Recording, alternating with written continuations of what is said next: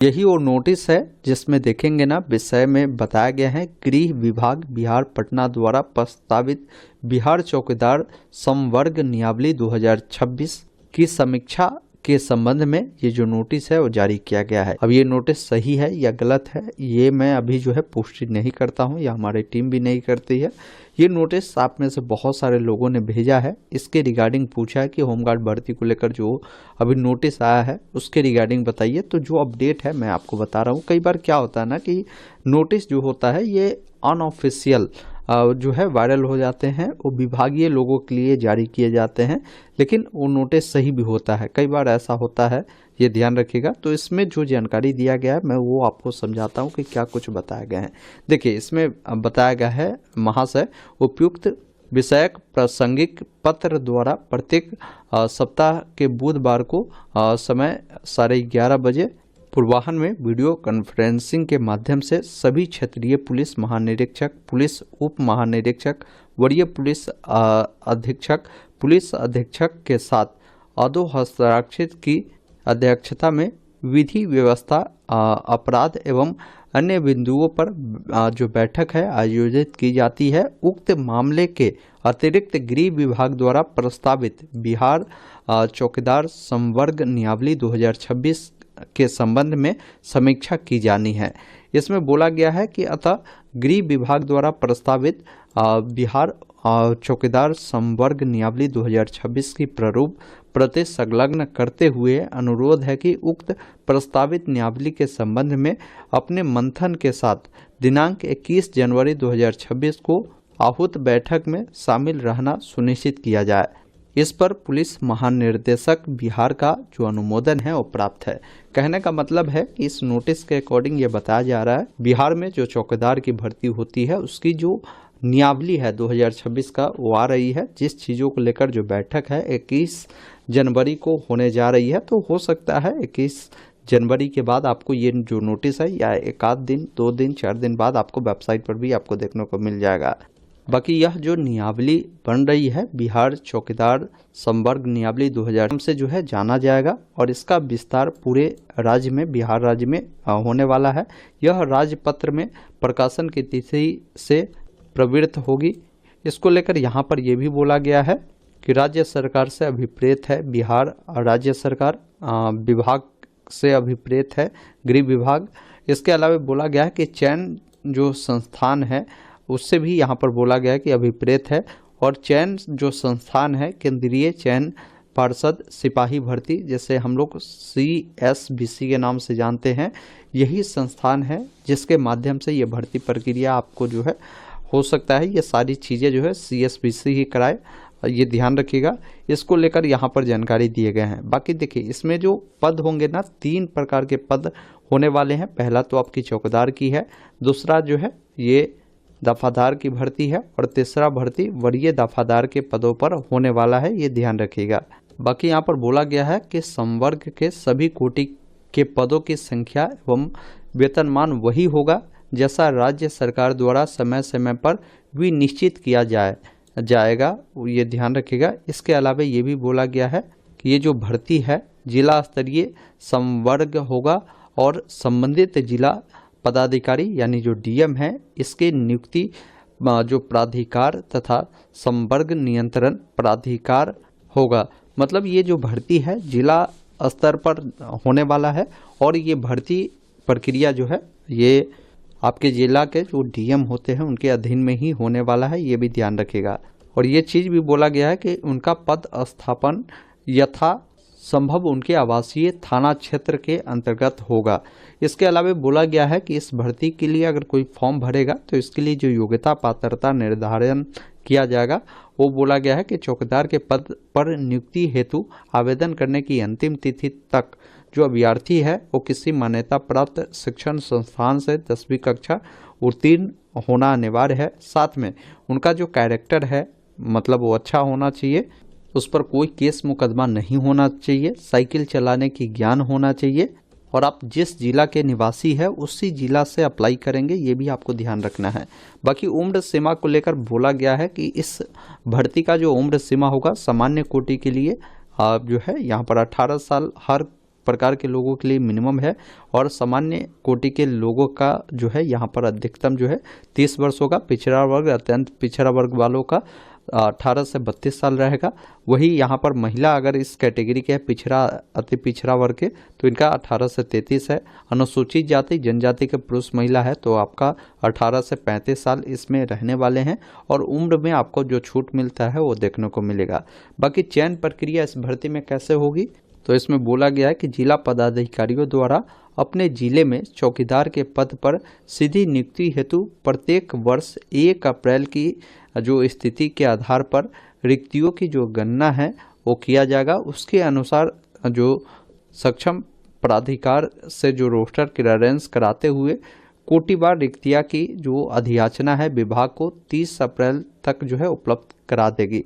कहने का मतलब है कि जिला में जितने भी भर्ती है ना, जहाँ भी खाली है उसकी जो डाटा है 1 अप्रैल तक वो ये देख लिया जाएगा कि भाई कहाँ कितनी है और 30 अप्रैल तक जो है इसकी अधियाचना जो है तैयार कर ली जाएगी कि भाई किस कैटेगरी के लिए कहाँ कितनी भर्तियाँ है। फिर इस अधियाचना को जो भी भर्ती कंडक्ट आपकी करवाएगी CSBC उनको भेज दिया जाएगा। फिर उनके द्वारा जो है इसका नोटिस जारी किया जाएगा, अप्लाई का डेट आ जाएगा, तब आप लोग फॉर्म को भर पाएंगे। तो इस नोटिस के अकॉर्डिंग हमें लगता है कि ये भर्ती प्रक्रिया जैसे ये अप्रैल बोला है ना, तो आपको हो सकता है ये मई महीने में भी आपको इस भर्ती का जो अपडेट है आपको देखने को मिल जाएगा। अप्लाई कर लेकर जो भी अपडेट है, क्योंकि यहाँ पर देखिए 30 अप्रैल तक ये सारी चीज़ें उपलब्ध हुई होगी, तो मई जून तक ये भर्ती आपको देखने को मिल सकता है। बाकी इसमें क्या है ना कि जो भी संस्थान हैं जिनके द्वारा ये भर्ती प्रक्रिया कंडक्ट होगी, तो इसमें लिखित परीक्षा होगा और जो शारीरिक क्षमता जांच परीक्षा है वो आयोजित होगी। लिखित परीक्षा और शारीरिक जो क्षमता जांच परीक्षा होगी, इसमें जो भी अंक आप प्राप्त करेंगे उसके आधार पर आपका जो मेरिट है वो प्रकाशित की जाएगी, ये ध्यान रखिएगा। बाकी परीक्षा की जो प्रकृति होगी, बोला गया है कि परीक्षा जो आपकी होने वाली है जिसमें 75 अंकों की लिखित परीक्षा होगी और 50 अंकों की शारीरिक परीक्षा आपकी होने वाली है। कुल 125 अंकों की परीक्षा में अंतिम रूप से अभ्यर्थी का चयन जिलावार मेधा सूची एवं कोटिवार रिक्तियों के आधार पर किया जाएगा। लिखित परीक्षा जो होगी उसको लेकर बोला गया है कि लिखित परीक्षा आपका जो है ये वस्तुनिष्ठ प्रकार के होने वाले हैं, जिसमें 75 प्रश्न होंगे।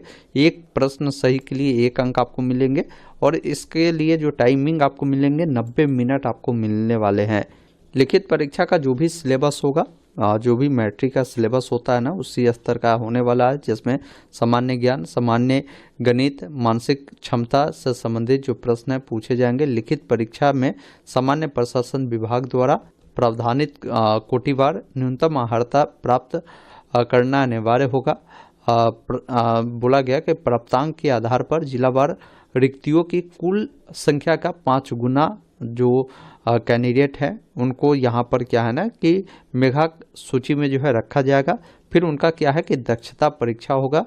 दक्षता जो परीक्षा होगा जिसमें देखिए बोला गया है कि जो भी जनरल वाले पिछड़ा वर्ग के जो पुरुष है उनकी जो हाइट है 1.65 सेंटीमीटर होना चाहिए। वही अत्यंत पिछड़ा वर्ग वाले के पुरुष के लिए 1.62 है। SC ST के जो पुरुष है उनका 1.60 है और सभी वर्ग की महिलाओं के लिए जो हाइट है 1.55 सेंटीमीटर होना चाहिए। बाकी बोला गया है कि जो भी लिखित परीक्षा और शारीरिक माप में उत्तीर्ण अभ्यर्थी जो होंगे उसका 50 अंकों का दौड़, ऊंची कूद, गोला फेंक ये सब किया जाएगा। इसमें देखिए आपको बोला गया है कि दौड़ जो है ये 30 अंकों का होने वाला है, जिसमें सभी पुरुष के लिए 1.6 किलोमीटर जो है रनिंग करना है। महिलाओं के लिए 1 किलोमीटर है। तो पुरुष और महिला अभ्यर्थियों के लिए बोला गया है, यहाँ पर पुरुष के लिए पहले बोला गया है कि अगर 5 मिनट या उससे कम में अगर आप 1.6 किलोमीटर दौड़ लेते हैं तो 30 अंक मिलेगा। वही अगर 5 मिनट 1 सेकंड से 5 मिनट 30 सेकंड तक लेते हैं तो आपको 24 अंक मिलेगा। 5 मिनट 31 सेकंड से 6 मिनट तक के लिए 18 अंक मिलेंगे। 6 मिनट 1 सेकंड से 6 मिनट 30 सेकंड तक के लिए 12 अंक आपको मिलेंगे। 6 मिनट 31 सेकंड से 7 मिनट तक के लिए आपको जो है 6 अंक मिलने वाले हैं। महिलाओं के लिए बोला गया कि 4 मिनट या उससे कम में करते हैं तो आपको 30 अंक मिल जाएंगे। 4 मिनट 1 सेकंड से 4 मिनट 30 सेकंड में 24 अंक है। 4 मिनट 31 सेकंड से 5 मिनट तक के लिए 18 है। 5 मिनट 1 सेकंड से 5 मिनट 30 सेकंड के लिए 12 है। 5 मिनट 31 सेकंड से 6 मिनट तक के लिए आपको जो है 6 अंक आपको मिलने वाले हैं। बाकी जो आपकी ऊंची कूद होगी ये 10 अंकों का होने वाला है। तो पुरुष अभ्यर्थी के लिए बोला गया है कि 6 फीट या उससे अधिक अगर आप ये ऊंची कूद करते हैं तो 10 अंक मिल जाएंगे। 4 फीट 6 इंच से 4 फीट 11 इंच तक के लिए 8 अंक। 4 फीट से 4 फीट 5 इंच के लिए 6 अंक। 4 फीट से कम अगर कूदते हैं तो कोई अंक आपको नहीं मिलेगा। महिला अभ्यर्थी के लिए 4 फीट या उससे अधिक अगर करते हैं तो 10 अंक। 3 फीट 6 इंच से लेकर 3 फीट 11 इंच तक के लिए 8 अंक। 3 फीट से 3 फीट 5 इंच तक के लिए 6 अंक और उससे कम करते हैं तो कोई अंक आपको नहीं मिलने वाले हैं।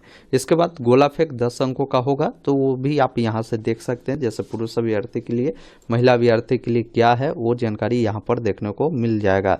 नोट में इन्होंने बताया है कि निर्धारित समय में दौड़ पूर्ण करने वाले अभ्यर्थी को ही ऊंची कूद, गोला फेंक इन सब में सम्मिलित किया जाएगा। अगर आप दौड़ में ही असफल हो जाते हैं तो इन सब में आपको भाग लेने का मौका नहीं मिलेगा। मात्र गोला फेंक और ऊंची कूद में अधिकतम 3 मौका दिया जाएगा एवं इनमें शून्य प्राप्तांक अभ्यर्थी को भी मेधा सूची में शामिल किया जाएगा। बाकी ये जो भी प्रक्रिया होगी ना, इन सबका जो वीडियोग्राफी है वो किया जाएगा। ये ध्यान रखिएगा, जो मेधा सूची फाइनल बनेगी लिखित परीक्षा में प्राप्त अंक एवं शारीरिक क्षमता जांच में प्राप्त अंक के आधार पर आपका जो है ये मेरिट बनेगी। जिलावार जो भी कोटि होगी, भर्ती होगी, उसके आधार पर जो है ये मेरिट तैयार किया जाएगा। बाकी फिर आपका सारा जांच प्रक्रिया जब हो जाएगा तो उसके बाद आपकी जो नियुक्ति है वो किया जाएगा। इसमें बोला गया है कि चयनित चौकीदार की नियुक्ति यथासंभव उनके बीट क्षेत्र, निकटवर्ती बीट क्षेत्र, निकटवर्ती पंचायत क्षेत्र, निकटवर्ती प्रखंड क्षेत्र में किया जाएगा। आवासीय क्षेत्र के निकट जो है रिक्त की पूर्ति वरीयता के आधार पर जो है किया जाएगा। अगर रिक्तियाँ नहीं होती है तो वैसे आधार पर आपके आवासीय क्षेत्र के निकटवर्ती जो भी क्षेत्र है वहाँ पर भी आपकी जो है यहाँ पर काम करने का मौका आपको मिल सकता है। नियुक्ति के उपरांत संबंधित चौकीदार को अपने पद स्थापित कार्य क्षेत्र में निवास करना होगा। ये भी आपको ध्यान रखना है, जहाँ पोस्टिंग होगी वहाँ पर आपको रहना होगा। बाकी अगर आपका चौकीदार के पद पर अगर जॉब लगता है तो आपका कर्तव्य क्या होगा, तो अपने बीट क्षेत्र में होने वाले सभी भूमि विवाद, अतिक्रमण इन सब की जैसे ही आपको सूचना मिलता है ना, तो ये सूचना आपको थाना तक जो है पहुंचानी होगी। बीट क्षेत्र के अंतर्गत सभी प्रकार की सांप्रदायिक जो विवाद होते हैं या त्यौहार के समय कोई विवाद होते हैं या मंदिर, मस्जिद, कब्रिस्तान,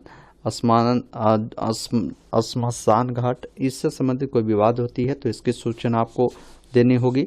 वही कोई विवाद मान लीजिए दहेज को लेकर या बाल विवाह को लेकर, इन प्रकार का भी अगर आपके पास देखने को मिलता है तो इसकी सूचना जो है आपको थाना को देना होता है, ये ध्यान रखिएगा। तो यही जो काम है आपको मिलने वाले हैं। बाकी आपके क्षेत्र में किसी व्यक्ति का जन्म होता है, किसी का मृत्यु होता है तो इसकी भी सूचना जो है आपको आगे पहुंचाने होगी। तो ये सारे कर्तव्य आपके होने वाले हैं। वही कोई दफादार या वरीय दफादार के रूप में अगर आपका नौकरी लगता है तो आपका क्या कर्तव्य होगा, उस चीज़ों को लेकर यहाँ पर आपको जानकारी दिए गए हैं। तो ये जो नोटिस है ना, ये नियमावली को लेकर है और पूरी कंप्लीट जानकारी दी गई है। बाकी ये नोटिस बहुत जल्द हमें लगता है कि ऑफिशियल वेबसाइट पर भी देखने को मिलेगा।